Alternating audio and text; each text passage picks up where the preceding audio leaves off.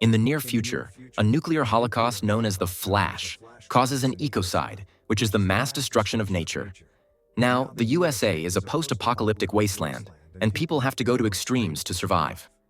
30 years after the Flash, in an ash-filled forest, a cat approaches a rotting body to feed while nearby. Eli waits with an arrow ready. As soon as he hears the cat meow, he shoots and instantly kills it. After picking up the cat, Eli keeps on traveling, only stopping to check inside cars for anything useful besides skeletons. Eventually, he finds an abandoned house, and as he searches the rooms, he tries to fill his canteen, but the taps don't work. When he opens a closet, the awful smell immediately alerts him of a hanging body, but that doesn't stop him from patting it down for anything useful. Afterward, Eli cooks the cat while cleaning his weapons and listening to his old iPod. The smell of roasted meat gets the attention of a rat, which Eli notices when he hears it squeak, and he shares some cat meat with it. After cleaning himself up with wet napkins, Eli spends the night in the house reading his book and sleeping. The next morning, he discovers his iPod is almost out of battery, and the car battery rig he uses to charge it is about to run out too. For now, he keeps on traveling, and in the middle of the road, he finds a woman with a broken shopping cart asking for help. At that moment, he detects a horrible smell and calls out the thugs hiding nearby, realizing it's just a trap. The gang comes out, and the leader starts pushing Eli around to rob him, but suddenly Eli cuts off the leader's hand with his machete. Then he fights the rest of the gang at the same time, quickly killing them all in just a few minutes without getting a single scratch on him. It's almost as if Eli was protected by God. Then Eli kills the leader too, but he lets the woman live.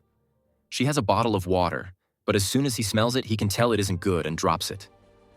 After checking all the bodies for any useful objects, he returns to the road, listening to his music until his iPod runs out of power. When he walks near a destroyed highway, he hears a group of bikers attack a couple. Eli feels bad but reminds himself not to get involved as the gang kills the man, takes advantage of the woman, and steals all their books.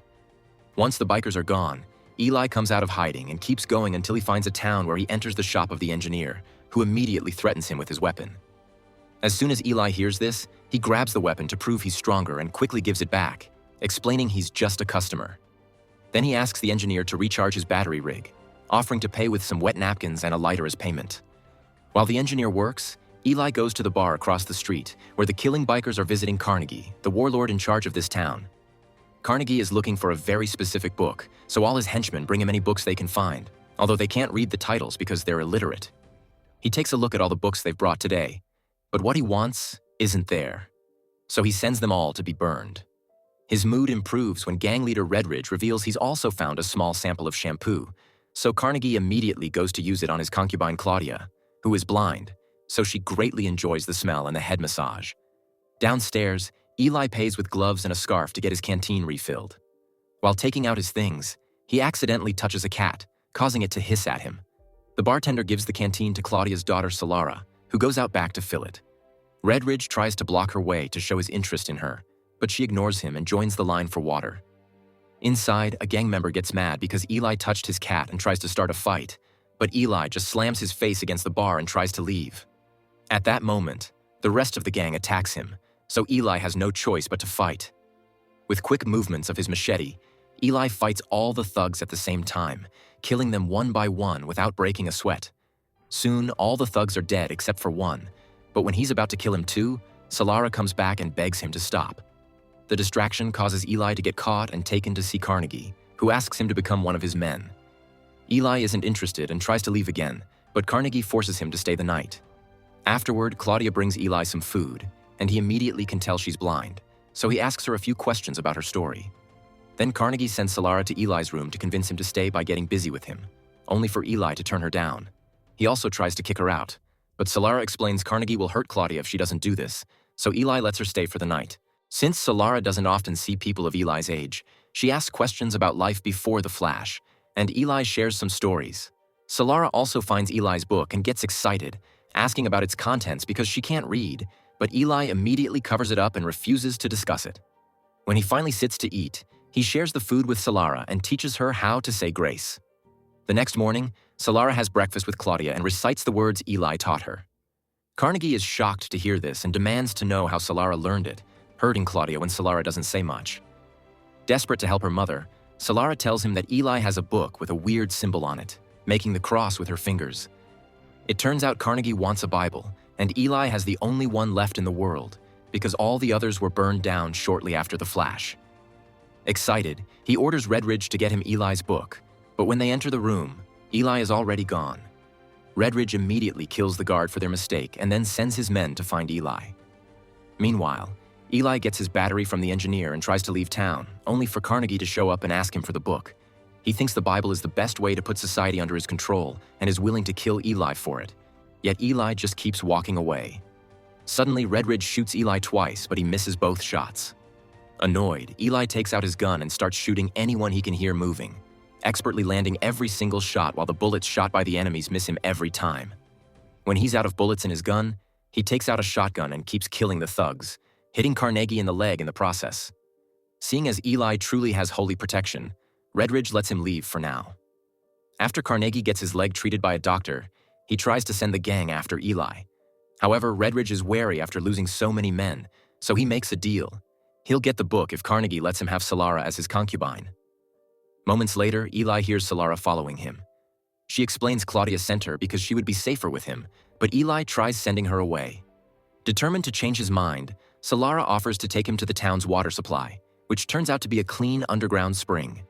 Eli eagerly fills his canteen, then he tricks Solara and locks her up in the cave so he can continue his journey alone. Soon, Solara manages to escape and tries to go after Eli, only to find the woman with the broken cart instead. Solara tries to help her, but the woman tells her to leave, not wanting a young innocent girl to fall for the trap. Suddenly, two thugs attack Solara, and after hitting her a few times, they drag her to a private spot to take advantage of her. Her screaming allows Eli to find her, and he shoots a thug in the groin with an arrow and the other in the throat. Solara thanks Eli with a hug, and they leave together. Later on, Carnegie and Redridge find the bodies thanks to the birds flying above them. They also find a piece of Solara's clothing, so they know what direction to take. On the road, Eli also hears a bird and uses an arrow to bring it down. While he picks the bird up, he asks Solara to take the wire from his bow. When night falls, Eli and Solara decide to rest in an old cooling tower.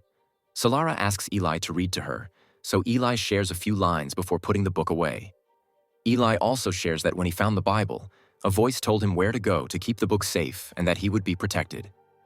Then Solara asks him to teach her how to read, but he doesn't respond, so Solara waits for him to fall asleep to try to take the book. However, as soon as she opens the zip, Eli opens his eyes and makes her step away from the bag. The next day, the duo keeps on traveling, and eventually, they find a house with a sign that says, "No trespassing." But they don't see it and approach the door. Suddenly, a trap opens under their feet, and they fall into a hole before the door opens to reveal Martha and George, an armed elderly couple who have lived in this house since before the flash. They ask why they didn't obey the sign, and when Eli apologizes with kind words and manners, they decide to let them in. At first, the chat goes well, and they share some lovely tea. However, things get awkward when the couple shows them the backyard where they keep all the bodies of those who tried to attack their house. Eli tells Solara they should go because the couple are cannibals, and he keeps his gun out to stop them from blocking their way. However, on their way out, Carnegie and his gang arrive in cars. Eli and Solara immediately go back inside, and George reveals a huge collection of weapons hiding in the sofa. Using a megaphone, Carnegie tells Eli to send out Solara with the book to avoid a fight. A package flows out of the window, and Redridge rushes to grab it, but instead of the Bible, he finds a bomb. He runs to hide right before the explosion happens, blowing up two of the cars and killing several thugs. Carnegie's men immediately open fire on the house, and Eli responds by throwing a grenade. An annoyed Redridge retaliates by shooting a missile and blowing half the house up, killing Martha. Furious, George starts shooting like a maniac and kills as many thugs as he can until the enemy takes out a Gatling gun to kill him and make the others surrender. Soon, Eli and Solara are surrounded and dragged out of the house. Carnegie threatens to kill Solara, so Eli has no choice but to tell him he hid the book in the TV. Redridge retrieves the book and gives it to Carnegie, who lets go of Solara and shoots Eli in the stomach. Eli tries standing up with a dagger in hand, but Carnegie kicks him down and leaves with his men, bringing Solara along. In one of the vans, Redridge puts Eli's machete on the dashboard while Solara takes out the wire from Eli's bow, using it to choke the driver and causing the van to flip a couple of times until it stops. As the other cars turn around to check what happened, Solara goes to the driver's seat and finds a grenade, which she throws at the vehicles to blow up one more. Then she jumps to the driver's seat and discovers Redridge has been impaled by Eli's machete. He's still alive and manages to pull the machete out, but as soon as he steps out of the van, he dies. Afterwards, Solara drives away, and Carnegie decides not to go after her in the last car because he already has the book. When Solara arrives at the house, she can't find Eli, so she keeps driving until she finds him on the road, still trying to reach his destination. She immediately puts him in the van, and he wraps up his wound with duct tape. After a few hours of driving, they make it to the Golden Gate Bridge, which is broken and can't be crossed. Eli mentions they are close, so they find a rowboat to travel to Alcatraz Island. When Eli is too tired to keep rowing, Solara does it for him. Back in town, Carnegie fails to open the book because it has a very strong lock on it. He calls the engineer to unlock it and gets excited to finally read it, only to discover it's in Braille. It turns out Eli has been blind since the very beginning. That's why he only reacts to things when he hears them, smells them, or touches them. Desperate, Carnegie asks Claudia to read the book for him. Claudia is clearly happy to read Braille again, but she lies to him, saying she's forgotten how to do it. She also explains she can smell his wounded leg and that it's infected, so nobody will respect him anymore. Carnegie checks the bar and discovers the locals are looting it. Not to mention his men are fighting each other, so he collapses in despair. Back in Alcatraz, an armed guard receives the duo, and Eli convinces him to let them pass by saying he has a Bible. They meet with a curator who has been gathering all kinds of art from before the Flash to preserve humanity's history and hopefully rebuild someday. They don't have a copy of the Bible, so Eli reveals he's memorized it all and starts dictating it so the curator can make his own copy. The task takes a long time, so Eli takes breaks to shave and change into clean clothes. After lots of work, the new Bible is finally completed, and Eli dies at peace from the gunshot wound. Once Eli is buried in Alcatraz's courtyard garden and a bound copy of the Bible is added to the collection, Solara leaves, listening to Eli's iPod and carrying his machete on her way back to her mother.